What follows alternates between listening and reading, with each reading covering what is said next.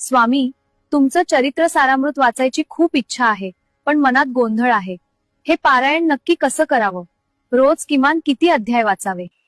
आणि संकटात अडकलेल्या या लेकीला या ग्रंथाचा नेमका आधार कसा मिळेल?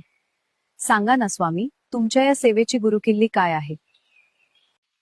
वेडे, हा केवळ ग्रंथ नाही तर माझ्या साक्षात्काराची संजीवनी आहे. जर तुला संपूर्ण पारायण करायचं असेल तर रोज किमान 3 अध्याय श्रद्धेने वाच. 7 दिवसात तुझे एक पारायण पूर्ण होईल आणि तुझ्या घराभोवती माझ्या चैतन्याचं एक अभेद्य कवच तयार होईल. नित्य सेवा म्हणून रोज किमान 1 अध्याय तरी वाच, पण तो काळजापासून वाच. वाचनापूर्वी माझ्यासमोर दिवा लाव आणि तुझी सगळी चिंता माझ्या चरणी अर्पण कर. पण जर कधी संकट मोठं असेल आणि वेळ कमी असेल तर या विशेष अध्यायांचा आश्रय घे. मन अस्वस्थ असेल तर 5वा अध्याय वाच, तो तुला शांती देईल.